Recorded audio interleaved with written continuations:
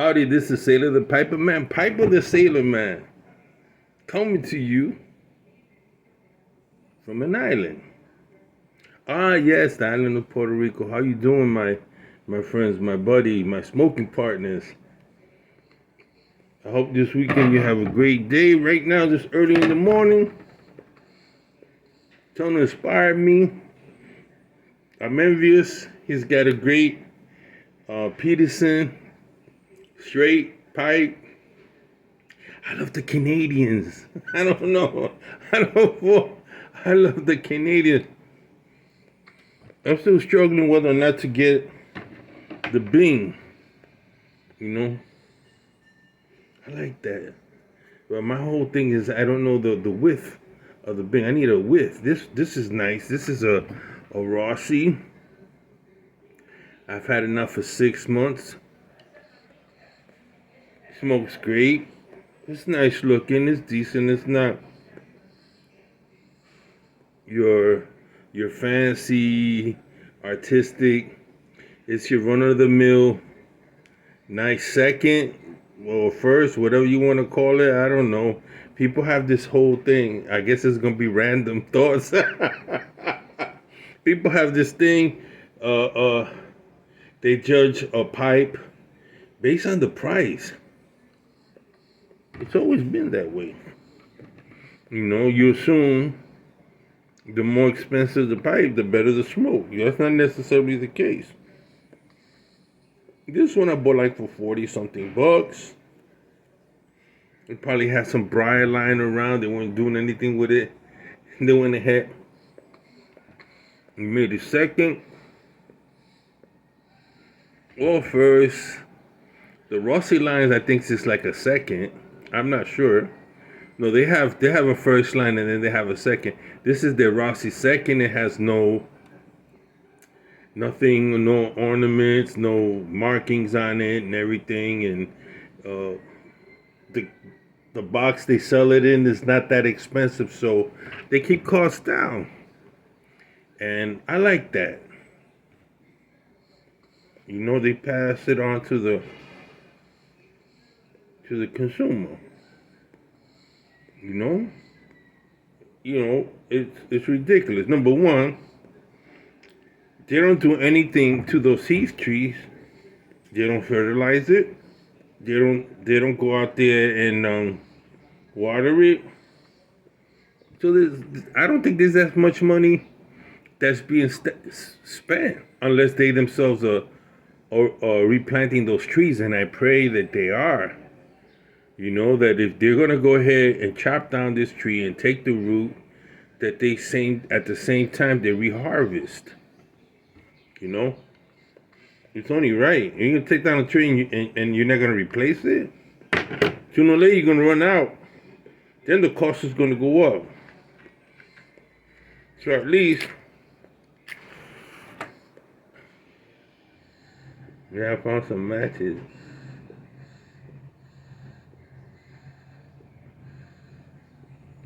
What do you think? I think that's appropriate, right? It's like tobacco. You grow tobacco, you're going to use the tobacco, but you're going to replant. And I think that the same thing should be done with the heath trees. You know, they just take, and they don't put back. This is it. You want to keep receiving, you got to give. I always believe that. I always give.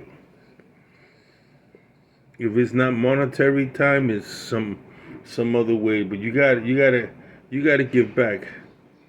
Hopefully, I can give back and make you a little happy. I can talk about something, get you to keep coming back. You know, my whole purpose is to unify us, keep us together as a pipe community. I might not be into everything that you're into. I might do it a little different. Then again, we can have commonalities. You know, our faith, religion, politics, and stuff. We could talk about that. We got commonality in tobacco and pipe. You know, yesterday I was watching one was a documentary The second one was a movie. Two movies on Queen Elizabeth. Ambola's child, Queen Elizabeth I, I believe. How she rose to power, and it's fantastic, you know. She rose to power. How Sir Walter Raleigh was a friend of hers, and how he brought back tobacco. And she was one of the first European queens to actually smoke. In the picture, I don't know if it's true or not, but they have Sir Walter Raleigh sitting there in Queen Elizabeth's court, and somebody had made some clay pipes, and I was, wait a minute, in the 15th century they had clay pipes. I don't know about that. Or 16th century they had clay pipes. I don't know. I got to check up on that. But she's sitting there, and I guess the whole thing was they wanted to show that she was very much a woman of the world, and she was taken by Sir Walter Raleigh. He was a traveler. He would always come back with stories, and in the picture he comes back with potatoes. And I can imagine where the Irish started planting potatoes, right? Because it was an oddity for them. Planted potatoes, and brought Indians to the court, English court, and then brought tobacco. And she tries it, and she likes it. That was the first time I saw a picture of Queen Elizabeth smoking a clay pipe. And it was so cool to see that, because, you know, I like to see pictures with pipe smokers. That was very interesting. They actually talked about the tobacco and how popular it was. And only the rich could really, really afford it. It was costly. You know? And I'm smoking this wonderful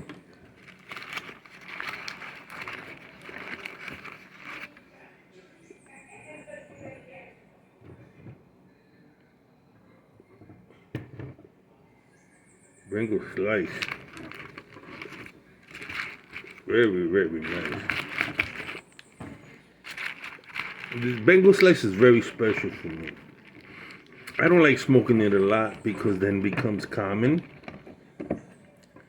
And I smoke it once in a while. Crumble cake made of Cyprian, Latakia Outstanding Orientals, Bright Virginia, and a touch of Black Cavendish, finished with subtle top note. Whatever that is, they're not saying. This is sold only in the United States. Remember, the original used to be Syrian Latakia.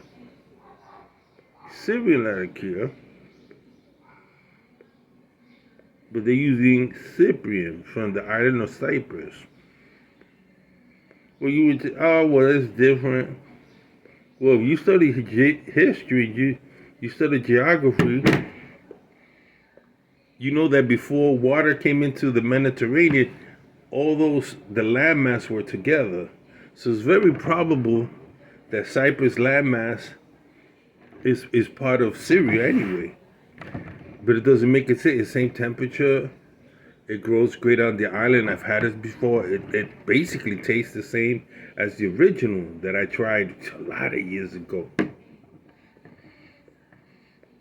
I tried Bengal slice in the 1980s. In the 80s. The last Bengal slice, before I started buying it last year, I could tell you, because it was a customer that came in, and he was so upset. He was saying he can't find his bagel slice anywhere. He couldn't find Balkan blend anywhere, because at that time they were having problem in Cyprus, in Syria, with the Latakia. So that's when they began investigating and trying to get Latakia from other places. And we were out for 6 months. The store was out for 6 months. It was out for 6 months. I couldn't believe it. And we couldn't get that. We couldn't get any Latakia. As a matter of fact, I think some of the companies were like charging extra because they were running out of Latakia with certain blends. So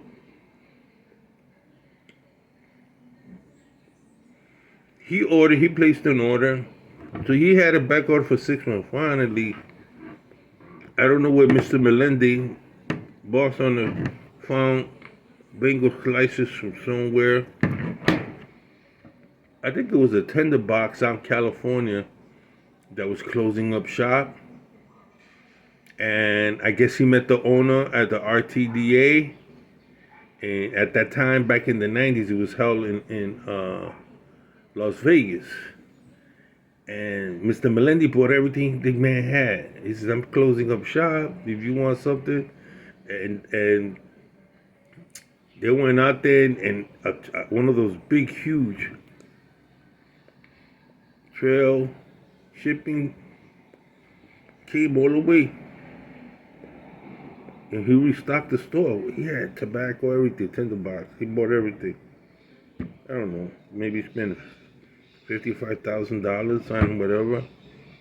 But I remember this came in. He goes, Miguel, grab the bagel slice and put it away. Because I reminded him, Mr. Melendez, this is a back order. He wants 6 tins. Who is it for? Who the hell? And I told him who it was. He was one of his friends. He goes, oh, okay. So I put it away. I gave him a call. See, I'm one of those guys that I stay on top of it. You know, I called him up. He said, what? I'll be there. And he was in his office. We were Avenue of the Americas. And he was on 51st or 53rd. Yeah, he was, I think, somewhere near there.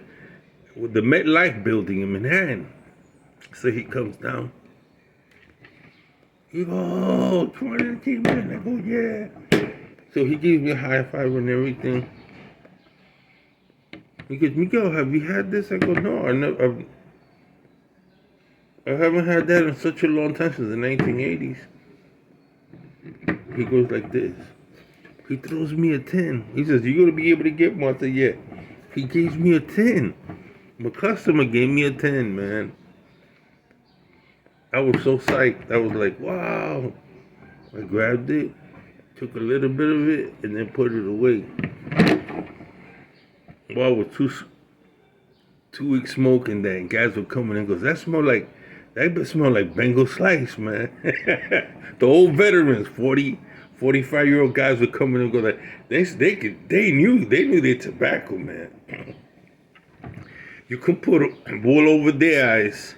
They come in and goes, oh, that's, you know, especially those that smoke the house blends.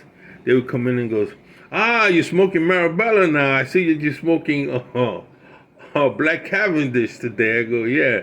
And then I tripped them up. I would trip them up. I would get some Oriental tobaccos. And one of the old men, Sal, he's been smoking 55 years. He goes, Miguel, stop with the concoction trying to trick us. You can't trick us. I was saying all kind of stuff. And they would come in. Miguel, you can't trick us. I couldn't put it past them, man. I learned so much from these customers. But they were smoking 45. Smoking a long time, man. One was a professor who was retired from Columbia. He had nothing else to do, and he walk around Central Park or go to Columbia and check out their campus on the west side, and then he was so cool. He would come in, get his tobacco, talk to us, and one of his favorite ones are Bengal Slice. The Bengal Slice actually was more popular than Froggy Morton. Froggy Morton was more popular with the aromatic. The Europeans didn't like Froggy Morton. I don't know. I'm English blend. There's not really a lot of good English blends. There's some good ones, but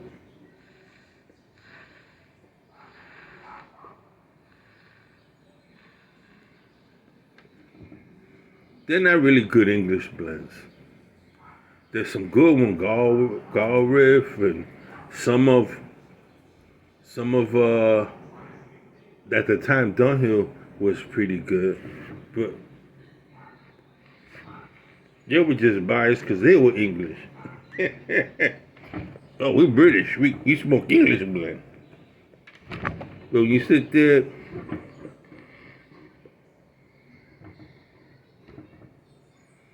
And if they knew it was American, it's American aromatics.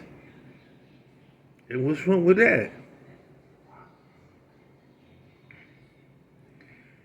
Oh, we don't want to smoke like that. I know, you're just like your food. Your food is nasty. English food is nasty, man. It's got no spice, no sauce, no nothing. That's just my opinion. Go over there, some onions,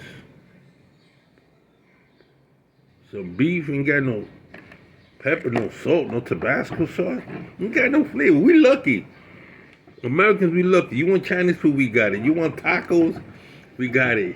We got pizza, we got all kinds. You go to England, you gotta go to, I don't know, man. I don't even like their soups. I don't like this soup. I don't even like the way they make beer. The only thing I like some English blends, and I like their pipe. And some of their wear. I used to have this nice jacket with the patches. And I used to always have a wool pleated. I always had that little Oxford look. Gentleman walking stick. Believe it or not, age 14, 15, I used to have a walking stick. My derby, busboy hat. I like some of the English stuff. English stuff. And the reason why I was watching black and white films, English films, they always show these people all nice and classy.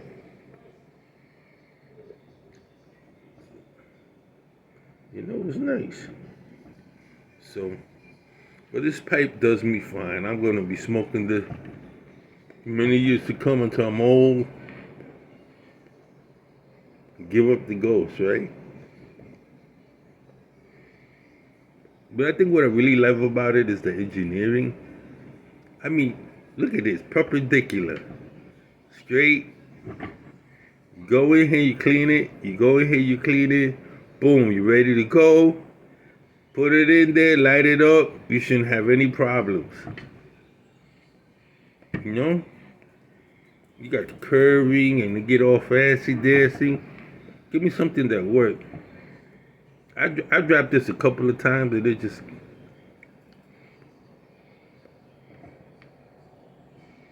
Look at that. It's wonderful. Well, that's it for today.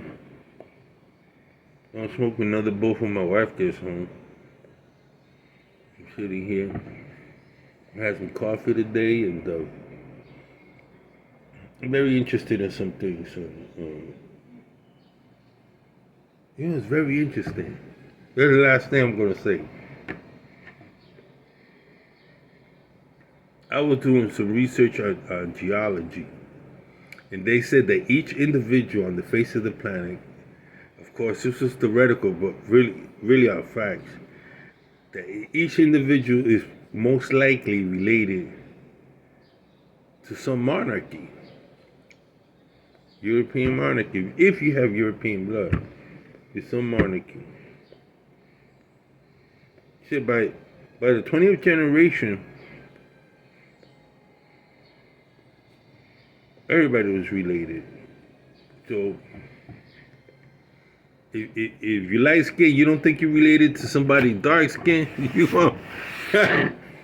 Boy, when you take the test, it's gonna rock your world. Some people don't know how to react to that.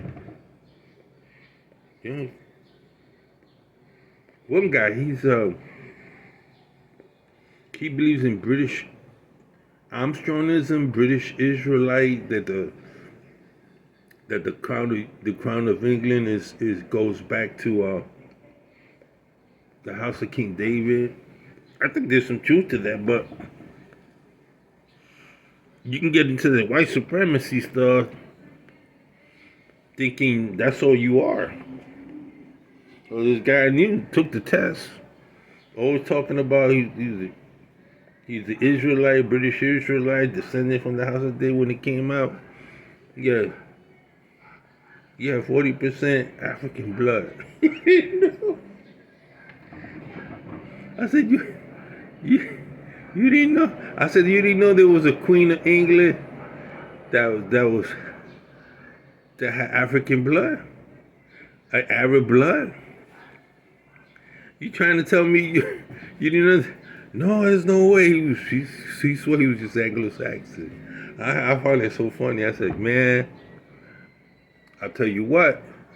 So some Jewish people that I know, I mean, I got Jewish ancestry, swear that's all they are, is Jewish. Well, let them take that. I challenge them. Take that, you'll be surprised. They might got some Palestinian. They might got some more bite in them. they might got some Arab and whatever. Or Egyptian. You know, I think it's so silly too. Because they've been telling us lies. Nationalism, the whole thing. Oh, you're Italian, man. You're full-blooded Italian. Your mother and your father full-blooded Italian. And you take that test, some of your ancestors came from Russia. You came from somewhere else. No, I'm red-blooded American. What does that mean? Red-blooded, I'm a red-blooded American. What does that mean? Does that mean that you were born in America? And that your ancestors are from America? Every single one of them? Or it means that you were born in America, but you have foreign, your ancestors immigrated. But you say you're red-blooded American. What do you say? You say you're Anglo-Saxon? I mean, your descendants is Anglo. What is it that you say when you say, I'm a blood American? And when you look back, you have to admit, yeah, I got some Native American, got some Irish, got some Welsh. It's all good, man. I mean, you were not a slave. So whatever happened back then, it happened in every nation of the world. Oh, you were slaves. So what's half more than half the population in the world? Chinese were slaves, Koreans were slaves, Japanese were slaves, Indians were slaves, and got a caste system. Get up, move on with your life, man. Stop living in the past. Oh, the man did me in. It's the man's fault. The man, what are you talking about, the man? Like, is there somebody up there that's has a conspiracy on all black people? The man. It's the man when they go to prison. Oh, the man got you, huh? Oh, is it talking about the police? What are they talking about? It doesn't make sense to me. Like, oh man, the man's got us down. No, you got yourself down. You just say to the pepper and pepper sailor, man, go get a life, man.